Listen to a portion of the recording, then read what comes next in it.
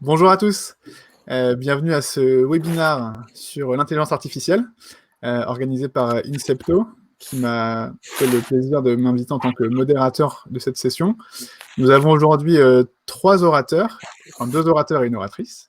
Notre première oratrice, ce sera Alexia Tran, qui est interne, qui fait un stage dans l'industrie chez Incepto, qui va pouvoir nous raconter un petit peu ce qu'elle a appris, l'intérêt de cette implication dans l'industrie, et puis pour qu'est-ce qui l'a motivé à faire ça.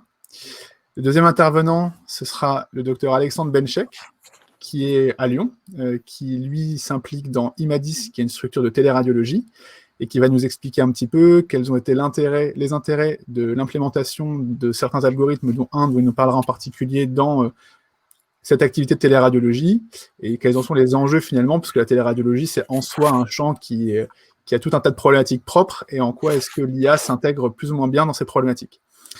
Et le troisième intervenant, ce sera le docteur Thibaut Morcet, qui est au CHU de Rennes, qui lui nous expliquera un petit peu son vécu par rapport notamment à deux algorithmes qui sont l'un pour la radiographie thoracique et l'autre plutôt pour l'imagerie neuroradiologique, avec là aussi les intérêts, les inconvénients, et puis un petit peu quelle est son expérience personnelle.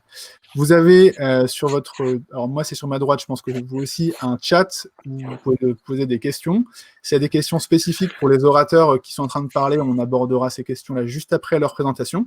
Sinon, on gardera les questions un peu plus générales pour la fin, pour le temps de discussion, mais n'hésitez pas à les poser tout au long de la session. Voilà, et donc on va donner la parole en premier à Alexia Tran. Alors, attends, je vais juste partager mon écran. Touc.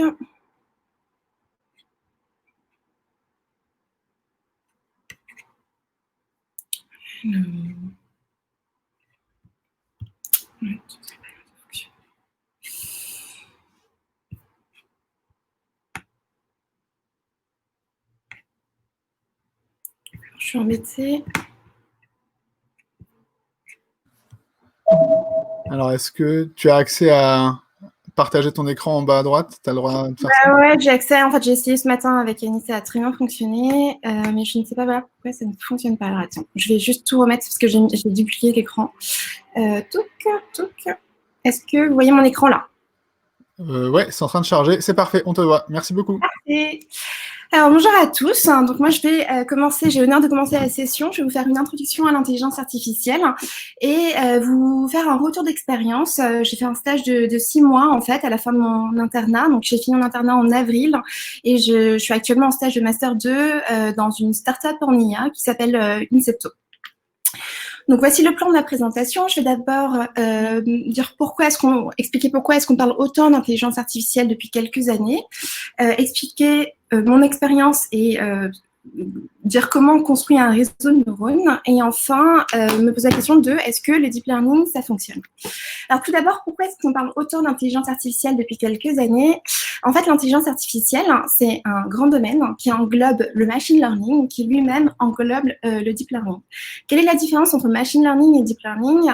Eh bien, imaginons que nous voulions construire un réseau de neurones, enfin une intelligence artificielle capable de reconnaître un chat et de distinguer un chat d'un chien.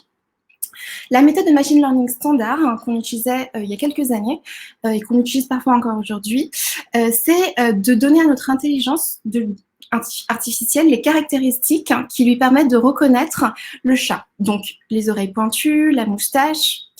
Alors qu'avec le deep learning, on ne lui donne plus du tout les caractéristiques qu'il faut qu'il reconnaisse. C'est lui qui va tout seul, de manière autonome et indépendamment de notre volonté, trouver lui-même les caractéristiques qui va le faire distinguer un chien d'un chat.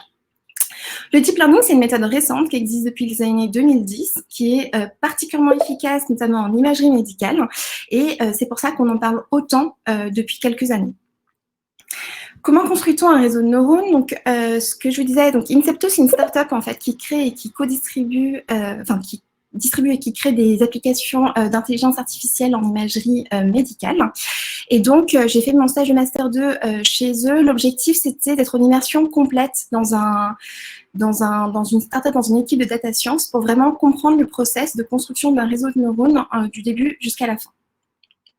Donc, l'objectif de mon stage, c'était le suivant. Je devais construire un réseau de neurones qui avait une tâche de classification binaire qui recevrait en input des images IRM de genoux avec ou sans artefact de susceptibilité magnétique. Et il fallait que mon réseau de neurones soit capable de classer cette image en présence d'artefact ou absence d'artefact. Le process global, c'est celui-là. Il faut d'abord constituer un dataset labellisé, c'est-à-dire lui donner des images où je lui dis, bah, ça, il n'y a pas d'artefact, et des images où je lui dis, bah, ça, il y a des artefacts. Donner ce dataset à mon réseau de neurones qui va donner une prédiction, c'est-à-dire présence ou absence d'artefact. Si la prédiction est correcte, tant mieux. Si elle est incorrecte, en revanche, il faut aller retourner optimiser mon réseau de neurones et optimiser mon dataset pour que la prédiction soit juste. Donc tout d'abord, l'un des paramètres les plus importants pour avoir un bon réseau de neurones, c'est un dataset qui soit de grande taille et bien labellisé. J'ai eu la chance de travailler sur un dataset très volumineux de plusieurs dizaines de milliers d'IRM de genoux et j'ai donc dû labelliser ce dataset. Alors, comment est-ce que j'allais labelliser plusieurs dizaines de milliers d'IRM de genoux? Est-ce que j'allais regarder l'image, donc chaque IRM, donc c'est très fastidieux, donc je ne pouvais pas faire ça.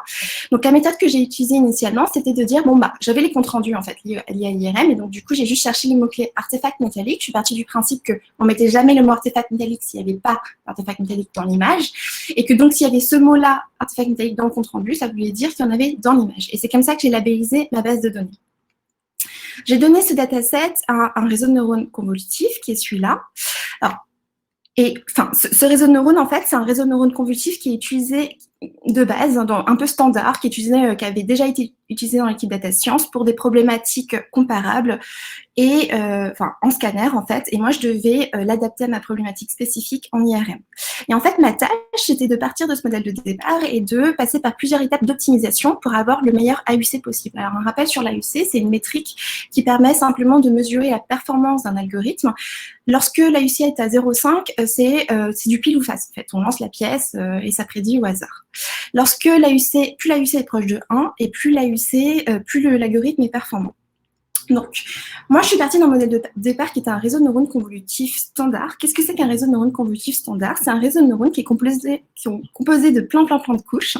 Et chaque couche va avoir comme rôle d'extraire un certain nombre de caractéristiques. Ça peut être des caractéristiques de forme, d'intensité des niveaux de gris. Donc, ça peut être les images là que vous voyez sur chacune des couches. Et en fait, c'est le réseau de neurones tout seul qui va décider quelles caractéristiques il extrait et quelles sont les caractéristiques les plus importantes pour donner la bonne prédiction. Ici, c'est une image de voiture qui arrive en input. Il va décomposer cette image, extraire un certain nombre de caractéristiques.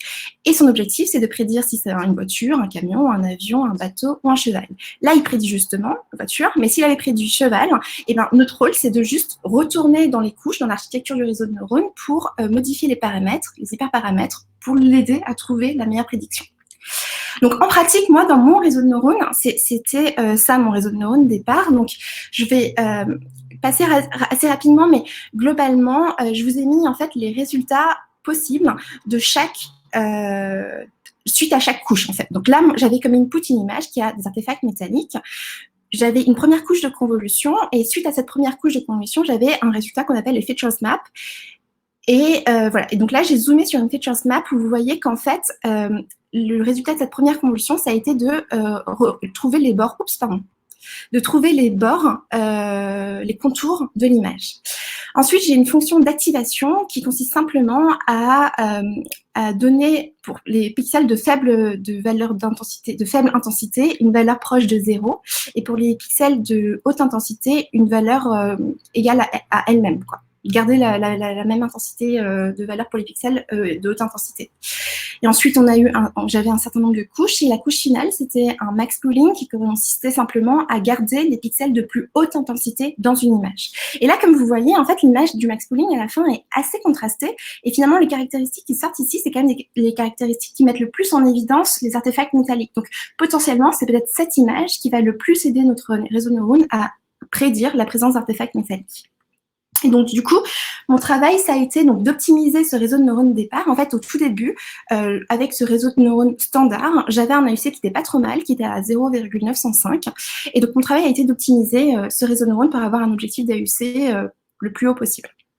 Donc, la première étape d'optimisation, ça a été de se demander, est-ce qu'il y a des erreurs dans mon dataset? Et la réponse est oui. Il y avait des erreurs dans mon dataset, en fait, c'est faux. Hein. Il y a des radiologues qui mettent absence d'artefacts métalliques en fait dans leur compte rendu. Donc ça veut dire que mon hypothèse de départ qui était de dire en fait s'il y a le mot artefact métallique, c'est-à-dire qu'il y en a dans l'image, c'est faux, parce que si la phrase c'est absence d'artefacts métalliques, et bien du coup il n'y a pas d'artefact métallique dans l'image. Et donc du coup je me suis rendu compte de cette erreur-là, j'ai dû aller regarder les images moi-même en sélectionnant les images où il y avait un lien, enfin le patient avait des antécédents chirurgicaux et j'ai regardé moi-même l'image et juste en corrigeant mon dataset et en le cleanant en fait, j'ai gagné 7 points d'AUC.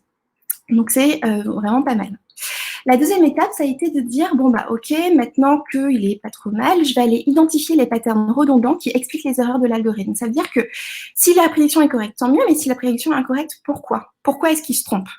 Et ça, c'est intéressant parce que c'est assez intuitif. Ce que je me suis rendu compte, c'est que là où l'algo prédisait artefact métallique alors qu'il n'y en avait pas, c'était ces patterns-là. Donc, épanchement, kyste, œdème osseux.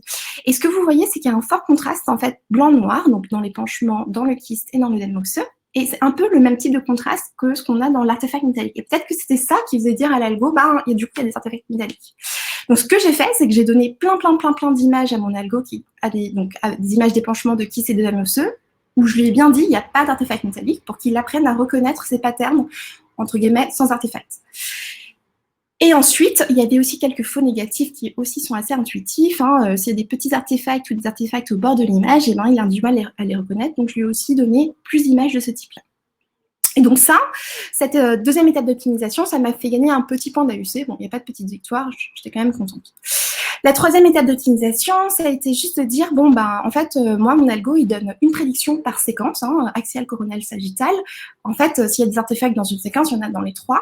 Et donc, du coup, alors, je suis désolée, il y en a dans les 3. Et donc, du coup, on va juste moyenner la prédiction sur les 3 séquences pour avoir une seule prédiction par IRM. Et ça, c'était pas mal, ça m'a fait gagner 4 points d'AUC. Et enfin, la prédiction, l'étape finale, les 4e et 5e étapes, j'ai pas trop le temps de les expliquer, mais ça a été des étapes de fine-tuning où j'ai dû rechercher les meilleurs hyperparamètres pour optimiser l'architecture de mon réseau de neurones.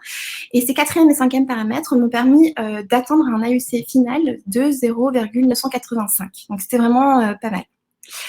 Et donc, est-ce que ça fonctionne? Et donc, Incepto, aujourd'hui, distribue un certain nombre d'applications d'intelligence artificielle que vous voyez ici, qui sont utilisées en pratique quotidienne dans des cabinets de radiologie et à l'hôpital,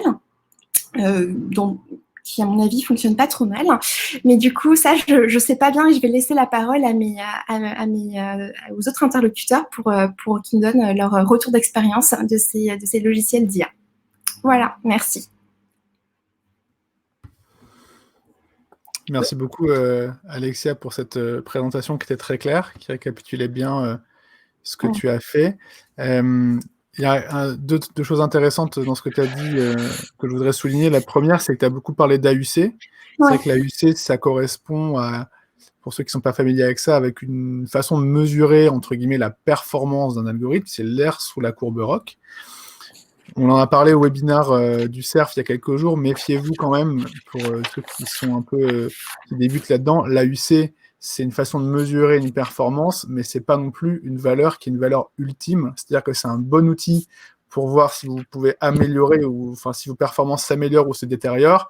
Mais attention, en tant que tel, un AUC élevé, on a longtemps pensé que c'était une valeur, voilà, ça signifiait beaucoup de choses, ce n'est qu'une valeur, et après il va falloir voir comment l'algorithme se comporte sur un nouveau dataset, et arriver à l'exprimer avec des choses aussi comme des vrais positifs, des vrais négatifs, qui sont plus intuitifs aussi que des AUC, qui ne sont pas forcément aussi simples à maîtriser. Deuxième chose, je crois que tu as dit, c'était super intéressant aussi, la question des comptes rendus, parce que c'est vrai que dans les premières heures de l'IA, il y a quelques années, on parlait beaucoup des comptes rendus en se disant, voilà, on va utiliser ça comme façon de labelliser. Le labelling par compte rendu est un labelling qui est quand même assez faible, en tout cas qui a beaucoup d'écueils. Et je crois que tu l'as bien montré en disant que voilà, tu avais l'absence d'artefacts métalliques, c'était quelque chose qui apparaissait. Et je suis curieux de savoir, est-ce que tu avais des patients chez qui tu avais des artefacts métalliques dans ton dataset, mais qui du coup n'avaient pas dans le compte rendu? Est-ce que tu les as récupérés, ceux-là aussi? Ou est-ce que du coup, dans ton dataset de patients qui ont été considérés comme pas d'artefacts puisque c'était pas dans le compte rendu, est-ce qu'il y en a aussi qui en ont, mais du coup qui en fait vont venir biaiser ton algo dans l'autre sens? C'est une très bonne question. Et effectivement, en fait, au début, j'ai fait tourner mon algo sur un tout petit dataset où j'avais vraiment cleané, j'avais pas regardé tous mes examens. Si tu veux, j'avais fait sur un tout petit échantillon et là, ça marchait et je pense que mon dataset où il y avait pas l'artefact métallique, il n'y en avait vraiment pas. Et après, j'ai fait tourner sur tout le dataset dont on a la possession. Et en fait, je me suis rendu compte qu'il y en a beaucoup plus que ce que j'avais détecté toute seule, moi, en labellisant. Donc, effectivement, ça venait bruiter mon dataset sans artefact métallique. Effectivement. Et dernière chose, non, moi c'était ça, c'était pour sensibiliser un petit peu les gens qui nous regardent à cette question d'AUC qui est bien pour le développement, mais qui ne doit pas être utilisée en tant que telle comme une valeur, un gold standard pour pour la communication, c'est bien, mais il faut faire attention à ce qu'on en fait, et le labeling par texte, c'est vrai. Est-ce qu'il y avait d'autres questions? Tu as des gens qui te félicitent, bravo Alexia, qui montrent la voie pour les nouveaux internes et la modification en cours du métier de radiologue. Moi, ça, c'est un commentaire positif pour toi, c'est bien. Merci Quelqu'un qui dit bonjour, voilà. N'hésitez pas à dire bonjour. Et donc, par la suite, on passe avec donc, le docteur Alexandre Benchek, qui est radiologue chez Imadis, donc qui est une société de téléradiologie, et lui, en l'occurrence, est basé sur Lyon, et qui va nous partager son expérience de l'implémentation de la téléradiologie et de l'IA dans cette pratique. Et posez vos questions sur le chat. Bonjour à tous. Merci Alexandre. Ouais, merci, bonjour. Donc, je vais vous présenter une étude que nous avons fait. Donc, je suis effectivement radiologue à Lyon et associé sur Imadis Téléradiologie. Donc, je vais vous montrer ce que c'est si j'y arrive. Hop. Est-ce que vous voyez l'écran? Oui. Parfait. Oui, on voit très bien. Merci beaucoup. Nickel. Donc, déjà, Imadis, pour vous expliquer un peu les problématiques que nous avons, donc c'est une structure de téléradiologie d'urgence qui a été créée en 2008 à l'initiative de 5 radiologues et qui désormais compte 63 radiologues associés. Et sur le prochain tour de garde, on va être environ 200 radiologues. C'est une assez grosse structure. On a un comité de direction médicale et les radiologues associés ont des tâches dans différents départements, des départements scientifiques de publication, de suivi des hôpitaux, des choses comme ça. On a également une équipe de 25 personnes pour faire toute l'organisation de cette garde. Donc, on travaille avec actuellement des centres hospitaliers un peu partout en France et on prend en charge l'activité d'urgence. Donc, c'est principalement des scanners dans la majeure partie des cas, quelques IRM. Et c'est une imagerie donc, qui est la nuit, qui est éprouvante, où les diagnostics doivent être précis. Voilà, ça, on a un très gros volume. On a une organisation assez unique en France, puisque bon, ce n'est pas de la téléradiologie à domicile, on a vraiment des centres de garde. On a 3 centres de garde à Lyon, Bordeaux et Marseille, ce qui permet d'avoir en garde 12 à 15 radiologues ensemble sur les différents centres, organisés avec un chef de garde, des chefs de site. Et on s'est inspiré d'organisation du SAMU dans l'architecture des centres et puis dans l'organisation. On a un radiologue régulateur qui prend tous les appels entrants, qui met les protocoles et qui permet de protéger les autres radiologues pour l'interprétation.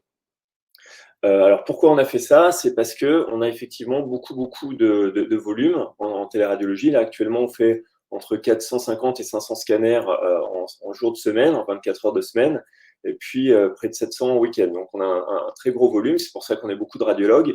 Et comme c'est de l'imagerie d'urgence, on leur rend les résultats assez vite. Et on avait besoin, pour augmenter la qualité, on s'est effectivement intéressé à l'intelligence artificielle.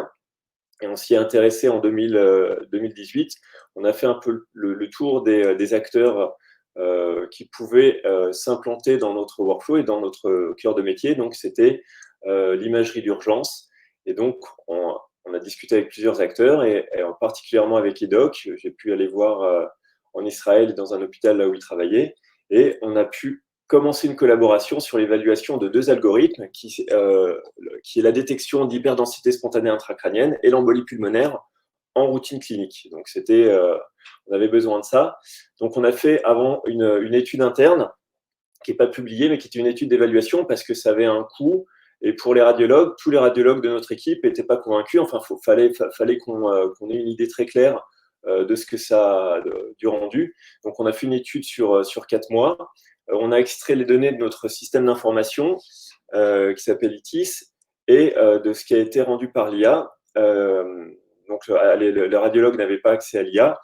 Et à chaque fois, nous, dans notre système, que le radiologue valide un compte-rendu, il doit mettre si l'examen est pathologique ou pas. Donc, on a récupéré le tag pathologique, on a comparé si l'examen était pathologique, tagué pathologique par le radiologue, le résultat de l'IA, et ça a permis de récupérer environ 7000 examens, et on a relu tous les examens discordants entre l'IA et le radiologue pour voir qui avait raison et ce que ça donnait. Donc, pour les hémorragies intracrâniennes ou les hyperdensités, voilà les résultats. Donc là, ce qui est utile de voir, c'est les valeurs de sensibilité, spécificité, les valeurs prédictives positives et négatives. Donc voilà, il y a un certain nombre de faux positifs, mais c'est des résultats. La valeur prédictive négative est vraiment bonne.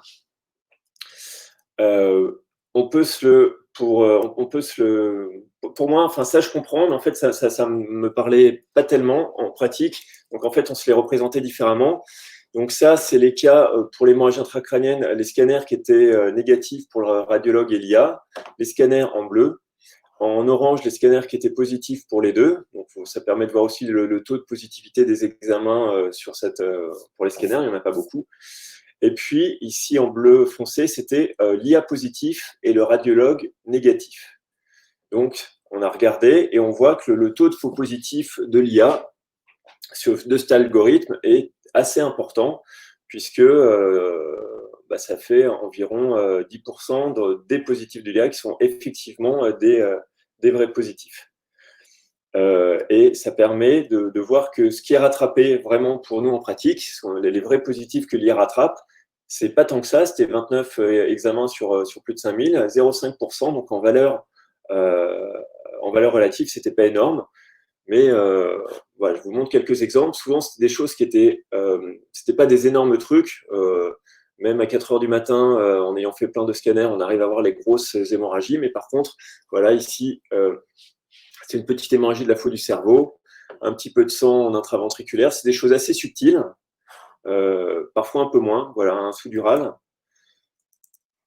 D'autres exemples, ici sur le sanzinge, c'était une thrombose des veines cérébrales internes sur une thrombophlébite.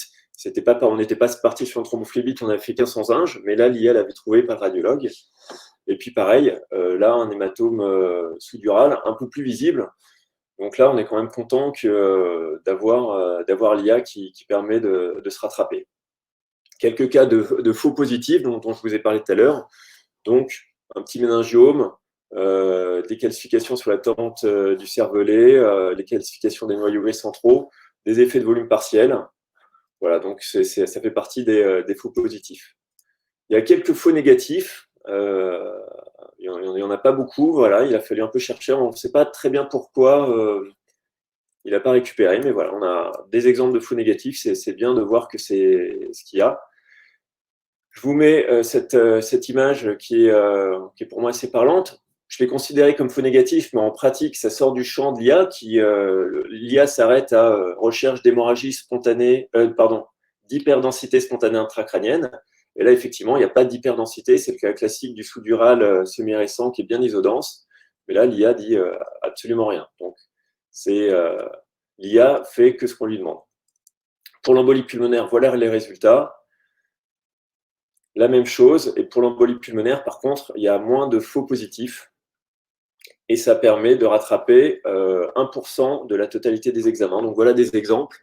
Souvent, pareil, c'est des embolies plutôt assez distales. Les grosses embolies, on ne les loupe pas, mais les petites embolies, on les récupère assez bien. Et malgré tout, ça, peut-être plus que l'hémorragie, ça a vraiment un impact thérapeutique quand il y a une embolie par rapport à là où il n'y en a pas. D'autres exemples. Donc, vous voyez le rendu d'Eido qu'il y a, il y a une image qui est envoyée dans le PACS avec une carte de chaleur sur ce qu'il a trouvé, qui permet de vérifier. Souvent, on a l'impression que le radiologue loupe les embolies qui sont en coupe longitudinale. On cherche bien les embolies qui sont la classique image en cible, mais souvent, comme ici, je pense que on passe de temps en temps à côté. Alors ça, c'était pour vraiment pour avoir un retour. Donc c'était 0,5% de récupéré pour l'hémorragie intracrânienne et 1% pour l'embolie en valeur relative. Mais avec la quantité d'examens qu'on fait, eh ben, ça fait quand même un nombre non négligeable d'examens récupérés par semaine. Donc ensuite, on a beaucoup de radiologues. Il a fallu leur faire accepter le système. La vraie problématique qu'on avait en téléradiologie, c'est que les radiologues interprètent l'examen assez rapidement.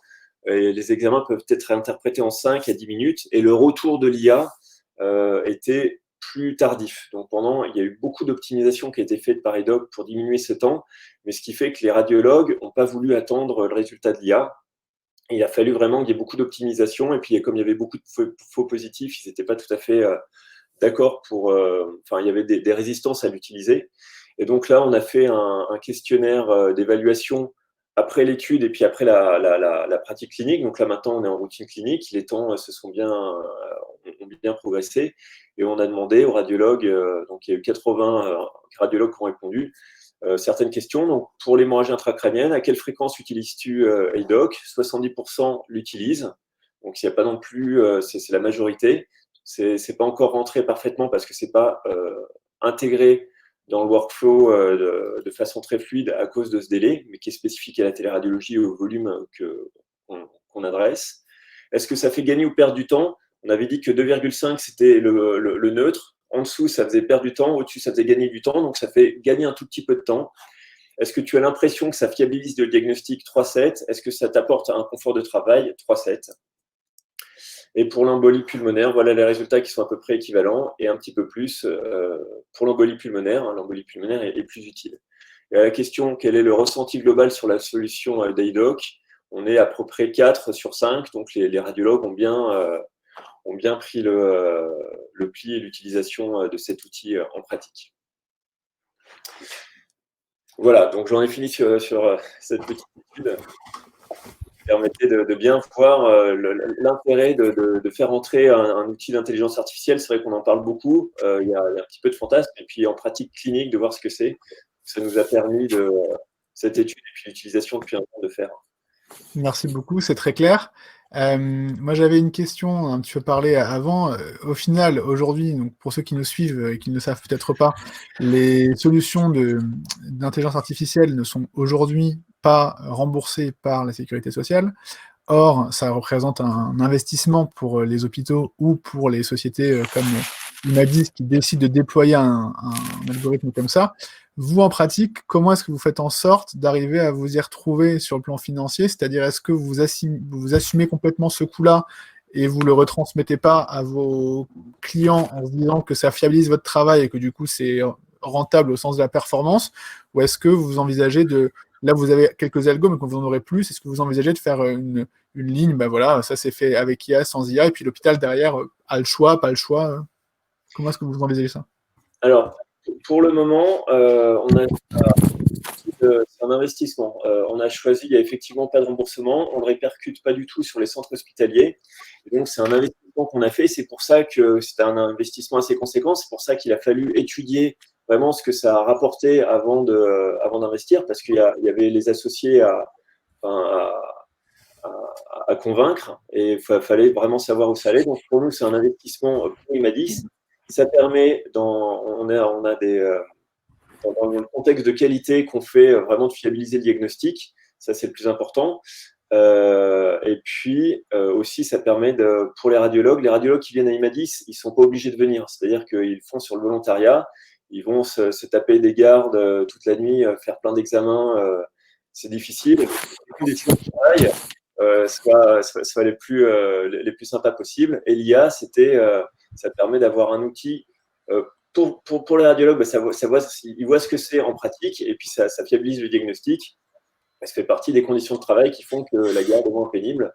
Et on a, c'est comme ces conditions de travail qui sont là. Donc, on ne répercute pas du tout. Et puis, si jamais il y a, pour le moment, c'est comme ça. Et puis, si jamais il y a un remboursement qui sera fait par la sécurité sociale, on verra à ce moment-là. Mais là, c'est vraiment de l'investissement pour la qualité.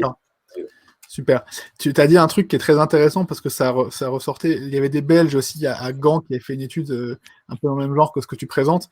Et c'est vrai qu'au final, tu avais une VPP à 55%, ce qui montre en fait bien que cet outil-là, ça va être vraiment un outil qui va aider pour le screening. Mais en termes de. Vous avez quand même beaucoup de faux positifs, hein. Ça veut dire que ça, c'est quand même important à avoir en tête. Donc là, vous avez la chance, vous, que ça ne ralentisse pas votre workflow, puisque vous dites que dans votre sondage, ça n'a pas vraiment, ça vous a pas ralenti, et ça va pas forcément accélérer, mais ça va plus renforcer votre certitude. Il faut voir comment on intègre ça dans un outil où les gens qui sont de garde sont pas forcément des experts, parce que vous êtes tous des seniors sur la téléradiologie. Il faudra voir quand un interne de deuxième semestre de garde va être amené à utiliser l'outil, est-ce que ça va le conforter, l'induire en erreur? Et je pense que la vraie question de l'interaction de l'algo en fonction du profil du radiologue qui interagit avec, c'est vraiment un champ fascinant, mais qu'il va falloir creuser, parce que clairement, on aura des choses qui vont se passer différemment. Et moi, je suis curieux de savoir, est-ce que dans le cadre, parce que finalement, l'avantage d'un scanner cérébral, c'est que c'est difficile de rater les images. Globalement, le protocole est quand même souvent réussi, à part le patient qui bouge, mais ça va, quoi. Alors que les EP, c'est quand même plus hétérogène. Surtout, j'imagine que vous avez des centres qui ont des machines différentes, des protocoles d'injection différents. Comment ça se comporte en fonction de l'hétérogénéité des qualités des injections? Alors, on n'a pas. Dans l'étude. À vue nez, hein. Ouais. Ouais. Écoute, je peux pas te répondre clairement. On a l'impression que ça se comporte bien. J'ai l'impression que EDOC est sur sa base. Ils ont travaillé sur une database très hétérogène. Et on n'a pas encore travaillé sur spécifiquement sur des centres qui ont des qualités d'image différentes. Mais c'est un des sujets. Il y a un des centres qui a du renforcement de contraste et qui aimerait savoir et qui a l'impression, quand on lui a dit qu'on utilisait l'intelligence artificielle, qui voulait savoir s'il y avait des différences. C'est un sujet qu'on n'a pas encore adressé, mais nous, on a effectivement la chance d'avoir 80 centres hospitaliers avec 80 scanners différents. On essaye d'homogénéiser les protocoles, mais entre les machines, c'est un peu différent. Là, comme ça, j'ai pas l'impression qu'il y ait vraiment des centres spécifiques où ça marche pas du tout, d'autres où ça marche très bien, mais j'ai pas, c'est du pifomètre, quoi. Et moi, je crois que de ce que tu dis, il y a un truc qui est très intéressant qui ressort, qui est ce gros sous-dural bilatéral raté là, qui est assez impressionnant. On y aura forcément des trucs comme ça. Ça rejoint un truc qu'on discutait l'autre jour de la taille de l'effet, c'est-à-dire que les algorithmes d'IA ne te disent pas si l'erreur qui a été faite est une petite erreur ou une grosse erreur. Et ça, je crois que les sociétés qui développent ça, elles comprennent de plus en plus dans leur communication sur le fait que, on le voit bien ici, c'est quelque chose qui doit venir soutenir le radiologue et que je pense qu'il y a de moins en moins de place pour un discours de substitution. On est vraiment sur du screening et du renforcement. Et je crois qu'en avançant comme ça, on va tous s'y retrouver, quoi. Pas d'autres questions? Ouais, effectivement, on avait beaucoup de radiologues qui étaient un peu pas réticents, mais c'est sûr qu'il y avait une angoisse en disant faire rentrer de l'IA, on va perdre le métier, enfin toujours un peu les mêmes choses, quoi. Ça va nous remplacer, et le fait de le tester et de voir, eh ben, c'est très complémentaire et ça remplacera pas, c'est exactement ce que tu dis. Ok. Je vous propose, à moins qu'il n'y ait pas d'autres questions sur le chat pour l'instant, qu'on passe à Thibaut Morcet qui va nous parler de son expérience sur notamment l'imagerie thoracique et l'imagerie neuroradiologique. Et après, j'aurai encore quelques questions pour Alexia pour clore le débat, quelques questions pour Thibaut, et n'hésitez pas, si vous avez des questions sur le chat, à les poser. Merci. Thibaut, c'est à toi. Bonjour à tous. Donc moi je suis interne en 6e semestre de radio à Rennes, et en fait je vais vous parler du retour d'expérience de comment est-ce qu'on a utilisé deux solutions d'intelligence artificielle, une première pour l'analyse des radiographies thoraciques et une seconde pour l'analyse des ischémies cérébrales sur les scanners crâniens sans injection. Donc en fait on est parti à Rennes du postulat que on avait de plus en plus de radiographies thoraciques à devoir analyser le matin dans la pile, que on n'avait plus d'enseignement ou beaucoup moins d'enseignement de cette modalité, et que c'était généralement les internes plutôt en début de semestre qui analysaient ces radios aux urgences. Ça, c'était un premier argument. Et puis le deuxième argument, c'était qu'on avait une activité aussi de dépistage de la tuberculose, notamment chez les patients migrants, et que vu les performances qui avaient été montrées dans la littérature de QXR à ce niveau-là, on allait pouvoir l'utiliser.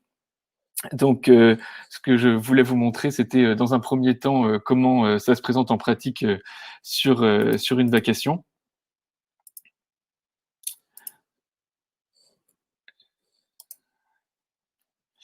Euh,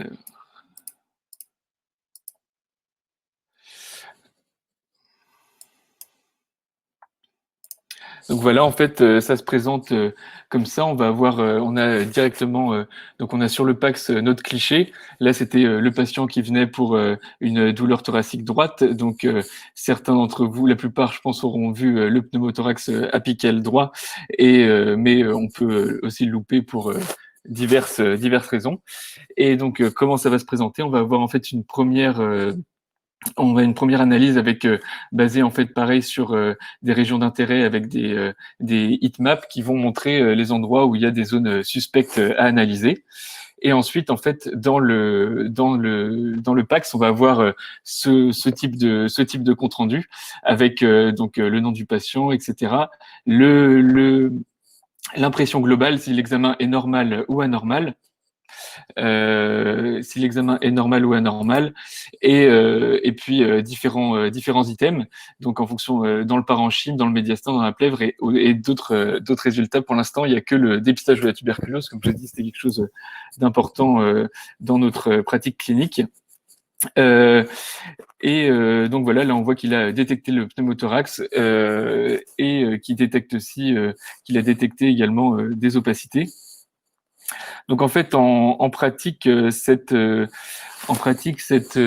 outil, on est en train de faire une étude. Là, on l'a pas terminée, mais on a montré qu'elle augmentait quand même nettement la sensibilité et la spécificité des radiologues lecteurs, des radiologues et non radiologues d'ailleurs, lecteurs des radiographies thoraciques.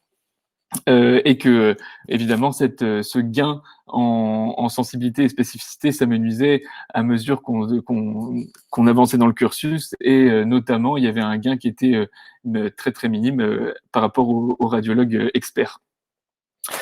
Donc tous ces résultats nous ont conduit à dire que c'était quand même on a un bon examen, enfin une bonne solution qui est pertinente et qui nous permet quand même de gagner du temps, parce qu'on avait aussi mesuré en fait la vitesse de la lecture des piles de radio, et qui montrait notamment que chez les plus jeunes, on gagnait vraiment beaucoup de temps.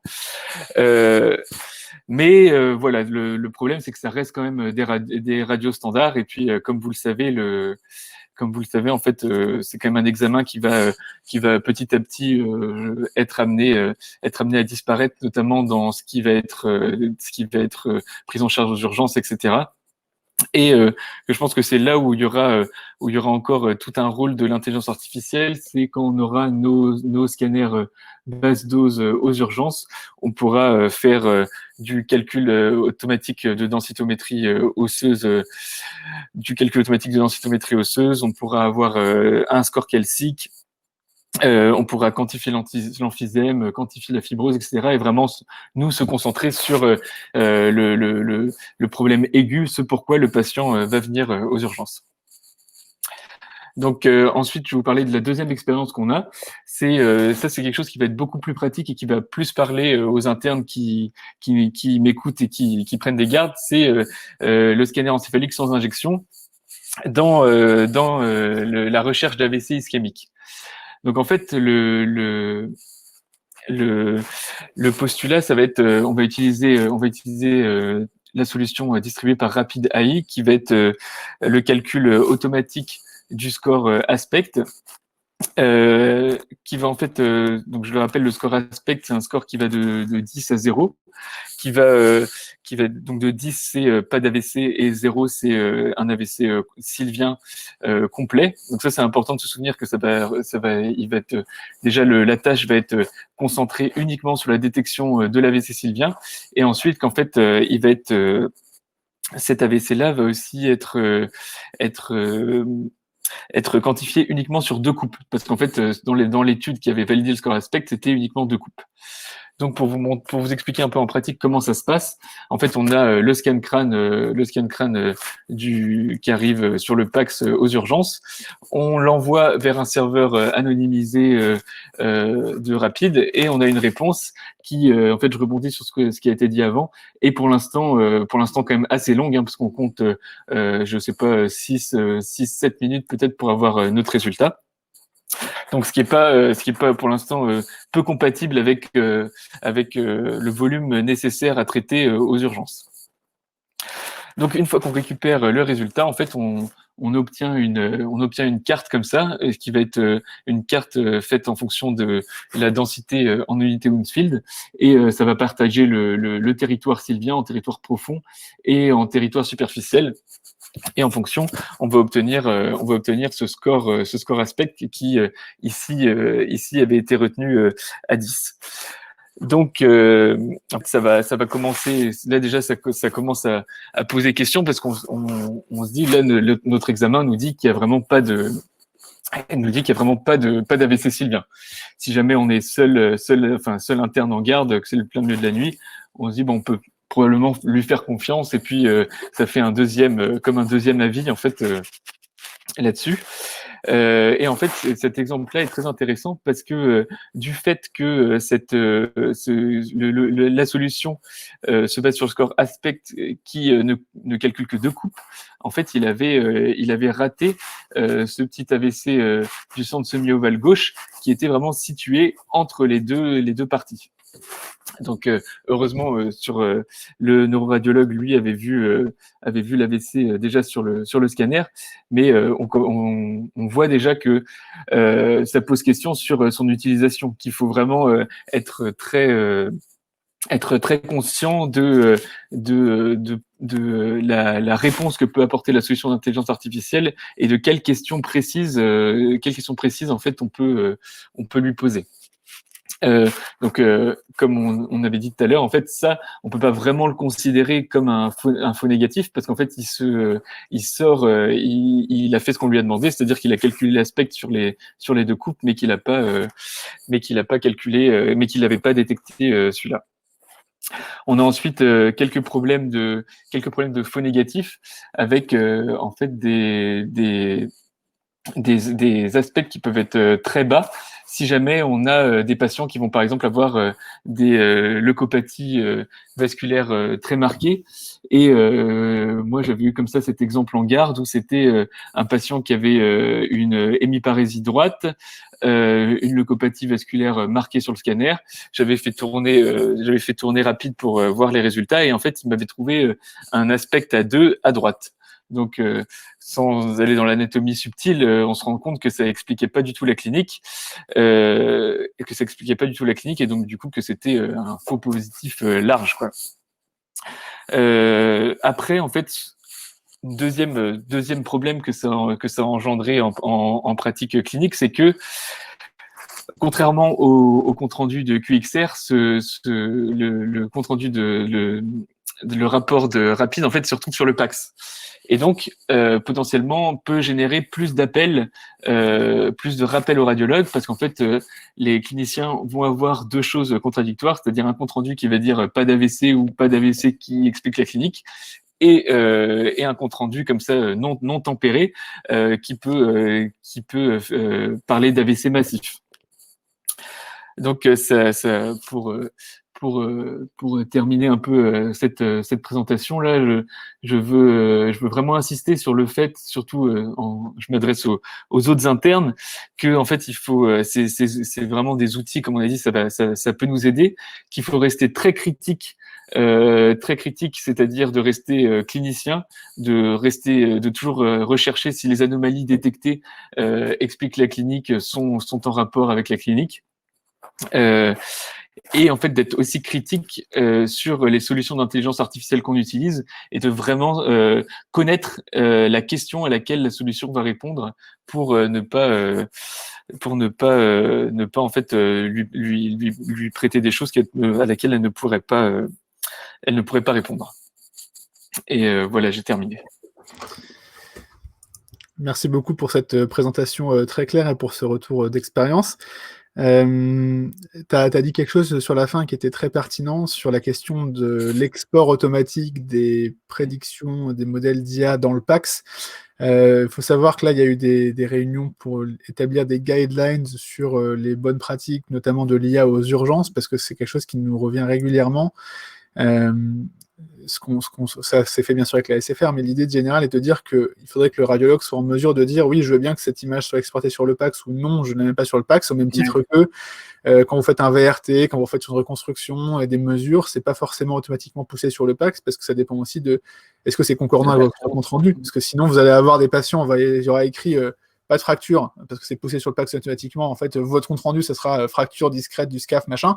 Si votre clinicien, il lit pas votre compte-rendu parce qu'il a vu une image et qu'il s'est fait biaiser dans son raisonnement, bah, c'est un peu problématique pour le patient. Tout à fait, Donc là, SFR, dans les groupes de réflexion, les groupes de travail qui ont eu lieu depuis environ 1 an, il y a un des axes de dire qu'il faut que le radiologue soit maître de dire oui, j'accepte activement que ce soit exporté sur le PACS parce que j'estime que c'est concordant ou c'est discordant, mais dans ces cas-là, j'argumente pourquoi, parce que sinon, il y a vraiment un risque.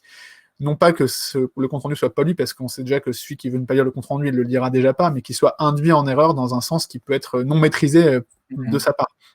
C'est très vrai. Et tu disais un truc qui était intéressant sur la performance de l'algo en fonction du niveau d'expérience. Ça, c'est des choses qu'on voit souvent dans les études, et c'est très vrai, et ça pose un problème qui est qu'en fait, on va mesurer 2 choses. On va mesurer à la fois l'intérêt de l'algorithme, mais on va aussi mesurer l'intérêt de la formation. Souvent, les gens qui sont mieux formés sont plus performants, c'est quand même une bonne chose, d'accord? C'est vrai que c'est toujours un biais qui est présent, il faut le garder à l'esprit, mais c'est intéressant de l'avoir. Ça pose une question aussi, c'est qu'aujourd'hui, la radiographie standard, on sait que c'est quand même paradoxalement une des modalités les plus difficiles à enseigner. Même pour les internes, c'est quelque chose qui est parfois plus difficile que le scanner des urgences. Voilà.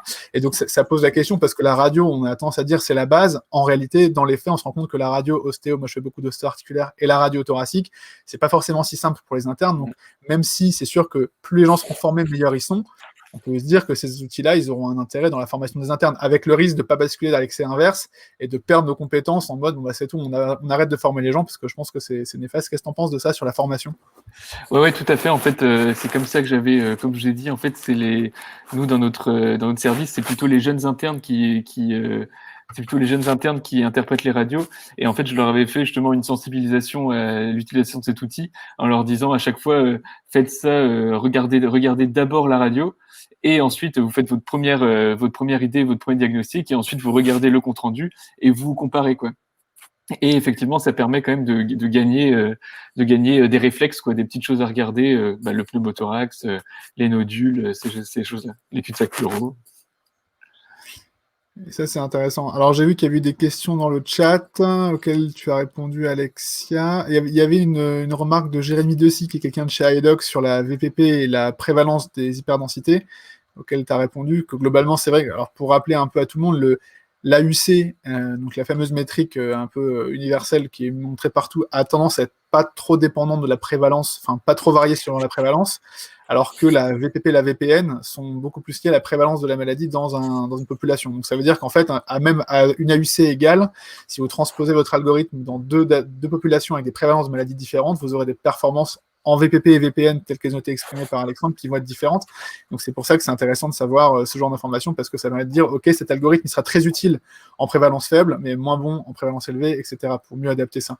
Et toi, Thibaut, du coup, vous m'avez dit que vous ne faisiez pas de radiographie thoracique pour les Covid. On a eu un échange en ouais, off. Ouais. Parce qu'en fait, le truc qui est intéressant, c'est que donc il y a des centres où il y a beaucoup, mine de rien, je pense qu'il y a quand même beaucoup de patients Covid qui ont eu des radiographies thorax, même si c'était pas l'indication principale. Ce sera intéressant de voir comment ces algos se sont comportés, puisque par définition, le Covid était absent des databases d'entraînement. Il n'y avait pas de Covid à l'époque où ces algos étaient développés. Donc c'est un cas d'école sur une pathologie qui apparaît de nulle part, alors que l'algo il est finalisé, quoi. Ouais, non, nous on a fait vraiment surtout sur la première vague le dépistage massif par scanner, donc peut-être qu'on peut retrouver les radios, mais on avait des guidelines particulières. Ouais, ça serait intéressant de voir ça. Et Alexia, il y a des questions pour toi sur notamment ta question de ton stage. Donc toi, tu as fini ton internat, puis tu as fait ton stage chez Incepto, c'est ça? Ouais, c'est ça, j'ai fini fin avril et j'ai enchaîné début mai mon stage de Master 2. Parce qu'aujourd'hui, globalement, pour répondre à la question qui a été posée, c'est quand même pas dans le parcours classique de faire un stage dans l'industrie pendant l'internat, pour plein de questions de formation. Alors, ça peut se discuter, etc., ça nous dépasse, mais globalement, C'est vrai qu'aujourd'hui, on voit les gens qui s'investissent, c'est plutôt dans le cadre de master ou alors dans leur post-internat ou dans une activité tierce comme celle de la téléradiologie. Mais il y a, à ma connaissance, pas d'internes qui font des stages vraiment dans l'industrie, qui sont des stages validants pendant leur cursus. C'est pas quelque chose qui est fait aujourd'hui. Donc, ça permet de répondre à la question. Et après, sur les parcours à suivre, ça c'est une question qui revient souvent. C'est une question qui est très difficile et je vous renvoie, on a eu un topo hier soir sur la formation des radiologues pour l'IA sur le site des JFR, donc qui est déjà accessible. La question principale, c'est qu'est-ce que vous voulez en faire? C'est-à-dire que pour avoir une culture générale sur l'IA, ce qui je pense est fondamental, il y a plein de ressources qui sont libres, plein de topos qui sont de mieux en mieux faits, mais c'est différent des gens qui vont vraiment vouloir s'investir dans l'industrie ou dans la recherche, qui ont plus de mal à arriver à faire des choses tout seuls et qui vont plus s'entourer de gens avec des compétences spécifiques, ne serait-ce que parce que c'est cumulatif. Antoine Jomier, Cure déploie actuellement une nouvelle version entraînée sur le Covid. Voilà, merci Antoine pour cette information. Ça m'aurait étonné. L'inverse m'aurait étonné. Mais au moins, comme ça, on a l'information. Mais ça serait intéressant justement de comparer les performances sur un dataset Covid avant-après, parce qu'a priori, il y a de fortes chances de penser que Cure est quand même en mesure de dire qu'il y a des anomalies sur des radiographies thoraciques de Covid, quand il y en a, et de voir un petit peu les modifications de performance, ça peut être intéressant. Tout à fait. Est-ce qu'il y a d'autres questions, des remarques dans le panel ? Sur le chat, des gens qui remercient, c'est bien. Moi, je crois qu'on a fait le tour. Il y avait une question pour Alexandre, c'était est-ce que tu as d'autres solutions d'IA au sein d'Imadis, à laquelle tu as répondu qu'il y avait 2 algos pour des fractures Glimmer et AZMan en phase d'évaluation, d'accord. Bon, voilà, je pense qu'on a fait le tour. Qu'est-ce qu'on va retenir de la matinée? Que les jeunes radiologues sont actifs quand même dans la question, je crois. Quand on compare aux autres spécialités, j'ai plein d'amis dans d'autres spé, ils sont toujours un peu hallucinés de l'avancée qu'ont les radiologues là-dedans. Je pense qu'il faut qu'on en soit fiers et qu'on continue là-dedans. Il faut qu'on soit tous en mesure de savoir ce que signifie un algorithme et pas se faire avoir par des gros souduraux bilatéraux et aussi pas non plus se faire avoir en disant « ça m'aidera jamais, je suis le plus fort ». Je pense qu'il y a un milieu entre les deux. Que les sociétés qui nous regardent fassent aussi leur part du travail en comprenant bien que la communication faite sur les performances des algorithmes, ça doit être toujours fait dans le cadre du screening, du renforcement de la qualité de travail du radiologue et le soin du patient, et pas forcément faire de la surcommunication sur on est les meilleurs et tout ce qu'on fait, ça marche. Je pense que cette période, elle est un peu passée maintenant. Et puis, merci Incepto d'avoir organisé ce meeting sur le plan technique et sur l'organisation. Merci à nos 3 orateurs d'avoir été présents là, et merci aux personnes qui ont interagi sur le chat. Et je pense qu'on peut tous se dire au revoir et passer de bonnes JFR. Merci. Merci. Bonne journée. Au revoir. Merci.